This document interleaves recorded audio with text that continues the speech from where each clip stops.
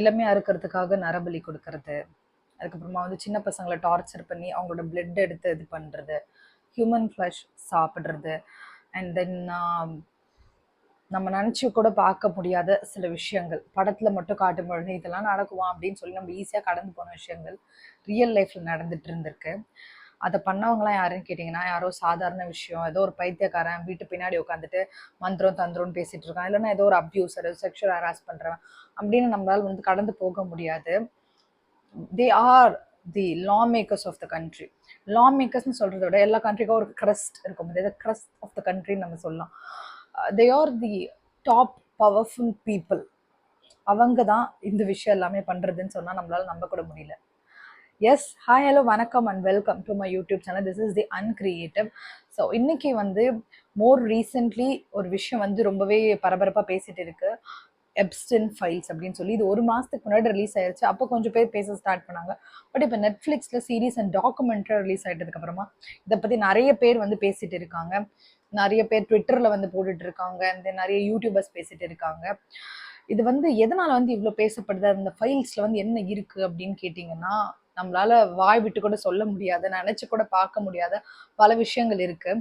எனக்கு என்னன்னா வந்து, இப்போ நம்மளுக்கு ஏதோ ஒரு பிரச்சனை நடக்குது, நிறைய செக்ஷுவல் அப்யூஸ் நடக்குது, நிறைய நம்ம நினச்சி கூட பார்க்க முடியாத விஷயங்கள் அடிக்கடி ஃபேஸ்புக் அண்ட் இன்ஸ்டாகிராம் ட்விட்டரில் வந்து சில வீடியோ கிளிப்ஸ் வந்து ஃபேமஸ் ஆகும். சில விஷயங்கள் யூடியூப் கைட்லைன்ஸ்க்கு இதுவாக இருக்கும், என்னால் வந்து எக்ஸ்பிளிசிட்டாக சொல்ல முடியல.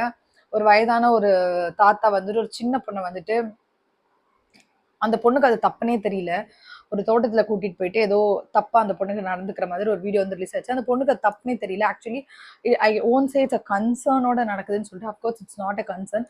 குழந்தையிலேருந்து அந்த குழந்தைய ட்ரெயின் பண்ணியிருப்பாங்க சின்ன வயசுலேருந்து இதுக்காகவே. அந்த குழந்தைகிட்ட பேசி பேசி பட் 18 இயர்ஸ் ஆகாத வரைக்கும் it's not a concern, it's abuse. 18 years ஆகிட்டதுக்கு அப்புறமே மேனிபுலேட்டிவ் அப்யூசஸ் நடக்க தான் செய்யுது. ஸோ அந்த குழந்தை அந்த வீடியோ பார்க்கும்பொழுது ரொம்ப கோபமாக வந்துச்சு. இதுக்கெல்லாம் எதுக்கு போலீஸ் ஆக்ஷன் எடுக்க மாட்டேங்கிறாங்க, இது கவர்மெண்ட்லாம் வந்து எதுக்கு இதுக்கு ஒரு தகுந்த ஆக்ஷன் எடுக்க மாட்டேங்கிறாங்க, அந்த மாதிரி தோணுச்சு. இந்த மாதிரி பல விஷயங்கள் பல கண்ட்ரிஸ் நடந்துட்டு இருக்கும். அப்போ நம்மளுக்கு என்ன தோணுன்னா, இதுக்கு ஒரு லா மேக் பண்ணி இவங்களுக்குலாம் ஒரு நல்ல ஆக்ஷன் எடுக்கணும் அப்படின்னு தான் தோணும். பட் அந்த டாப் ஆஃப் த பொசிஷன்ல இருப்பாங்க, அந்த லா மேக் பண்ற ஒரு இடத்துல இருப்பாங்கல்ல, கவர்மெண்ட், பிரசிடென்ட், இந்த மாதிரியான பீப்புளே அதை விட மோசமான 100x அதிகமான சில விஷயங்களை பண்ணும்பொழுது நமக்கு வந்து எதை நம்புறதுனே தெரியல. அண்ட் இன்னொரு விஷயம் வந்து ஏஐ வந்ததுக்கு அப்புறம் இந்த ஃபைல்ஸ்ல நம்ம பார்க்கக்கூடிய பல விஷயங்கள், போட்டோஸ், வீடியோஸ், இதுல எத்தனை மார்ஃப்டு நமக்கு தெரியாது, இதுல எத்தனை உண்மைன்னு நமக்கு தெரியாது. இந்த மனிதர்களே மனிதர்கள் சாப்பிடுற மாதிரி சில இதெல்லாம் வந்துச்சு இல்லையா? ஸோ அதுவுமே உண்மையா பொய்யா, இதுக்கு நடுவுல இந்த கொடூரத்துக்கு நடுவுல இது உண்மையா பொய்யான்னு அனலிசிஸ் பண்றதுலயே வந்து நமக்கு ஒரு பெரிய ஒரு இதுவே நம்மளுக்கு பெரிய ஒரு டைம் வேஸ்டா, இல்லைன்னா வந்து என்ன சொல்றது, நம்ம அப்படி பொத்தமதும் சொல்லிடவும் முடியாது. இது வந்து இந்த மாதிரி பண்றவங்களுக்கு இன்னொரு அட்வான்டேஜாவும் இருக்கு இந்த ஏஐ வந்தது வந்து. ஃபார் எக்ஸாம்பிள், அவங்க ஈஸியா வந்து இல்லாம நம்பிட்டு இருக்கீங்க, இது வந்து ஒரு ஏஐ அப்படின்னு சொல்லி வந்து நகர்ந்து போயிடலாம் அவங்க. பட் எஸ், இதுல சம்மந்தப்பட்டவங்களை தாண்டி இது உண்மையாலே பண்ண அந்த எப்ஸ்டின் அப்படின்றவர் வந்து எந்த அளவுக்கு ஒரு கொடூரமானவன்னு என்னால விவரிக்கவே முடியல. ஸோ எல்லாமே வந்து சின்ன சின்ன பொண்ணுங்க தான், எல்லாமே சின்ன சின்ன பொண்ணுங்க தான். ஸோ இதுல வந்து இது வந்து ஜெண்டர் வாரா நான் ஆக்கணும்னு நினைக்கல. பட் நினைச்சு பாருங்களேன், இதுல வந்து பெண்கள் பிறந்ததுல இருந்தே அவங்களுக்கு ஒரு சேஃப்டியே இருக்கிறது இல்லை. நமக்கு எந்த சைட்ல இருந்து எப்படி இருந்து நமக்கு எது வரும்னு நமக்கு தெரியாது. இதை வளர்ந்தவங்களா இருந்து ட்ரெஸ் அப்படி இப்படின்னு 1008 காரணம் சொல்லாதுல. இதுல இது சம்மந்தப்பட்டவங்க எல்லாருமே ஒரு 12, 13 இயர் ஓல்ட் விக்டிம்ஸ் தாங்க. இது நம்ம என்ன பேசுறதுன்னு கூட எனக்கு தெரியல.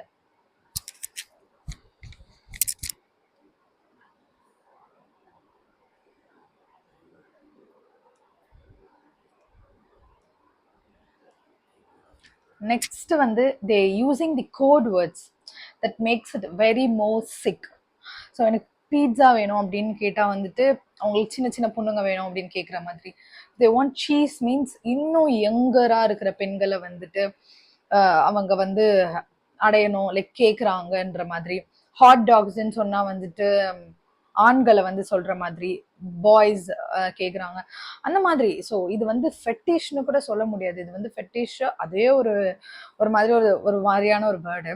பட் இதெல்லாம் வந்து இவங்களுக்கு வந்து என்ன, எப்படி மாதிரி மைண்ட் செட்ல இருப்பாங்க இவங்க அப்படின்னு சொல்லி என்னால் நினைக்க கூட பார்க்க முடியல.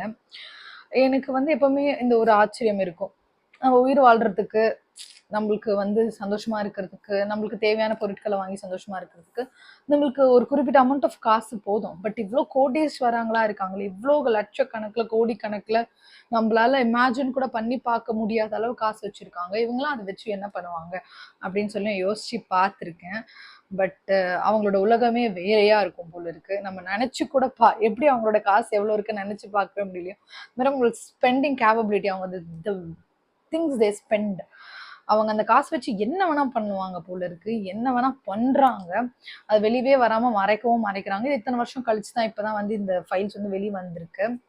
ஸோ இதை சுத்தி வந்து நிறைய கான்ட்ரவர்சிஸ், எவ்வளோ நிறைய கான்ஸ்பிரசி தியரிஸ் போயிட்டு இருக்கு. இது இவங்க வெளியே விட்டுருக்காங்கன்னா இதை விட ஏதோ பெருசா ஒரு விஷயம் போயிட்டு இருக்கு அப்படின்னு சொல்றாங்க. நெக்ஸ்ட் அதுல இந்த ஜெஃப்ரி எப்ஸ்டன் அப்படின்றவர் வந்து சூசைட் பண்ணி இறந்துட்டாங்க அப்படின்னு தான் சொல்லப்படுது. பட் அதுவே உண்மை இல்லை, அவன் இன்னுமே வந்து உயிரோடு தான் இருக்கான் அப்படின்னு சொல்லி வந்து சொல்லப்படுது. பிகாஸ் அவனோட சூசைட் வந்து ரொம்ப மர்மமா இருந்துச்சு. அந்த டைம்ல நிறைய சிசிடிவி கேமராஸ் வந்து அங்கே ஒர்க் ஆகலன்னு சொல்லிட்டாங்க. சூசைட் பண்ணி செத்துட்டான்னு சொல்லிட்டாங்க. அவர் இறந்ததுக்கு லைக் அவரோட பாடியில இருக்க வேண்டிய அந்த முக்கியமான ஒரு டாட்டோ, அவரோட கையில இருந்த ஒரு டாட்டோ வந்து அவருடைய டெட் பாடியில வந்து இல்ல. ஸோ அதனால மேபி இது வந்து அவனை எங்கேயோ எடுத்துன்னு போய் சேஃபா வச்சிருக்காங்க அப்படின்னு வந்து சொல்லப்படுது. அவன் உயிரோடு இருக்கும் பொழுதுமே அவனை அரெஸ்ட் பண்ணும் பொழுதுமே வந்துட்டு அவனோட ஹோம் ஜெயில வந்து அரெஸ்ட் பண்ணி இருந்திருக்கிறாங்க. இன்னமா ஜஸ்டிஸ் வேணும், நம்மளுக்கு சில பேர் தப்பு பண்றாங்க, இங்க நிறைய வந்து செக்ஷுவல் அபியூசஸ் நடக்குது, ஹராஸ்மெண்ட்ஸ் நடக்குது, ரேப்ஸ் நடக்குது. ஸோ அது எல்லாமே நம்ம வந்து ரொம்ப போராடுறோம்.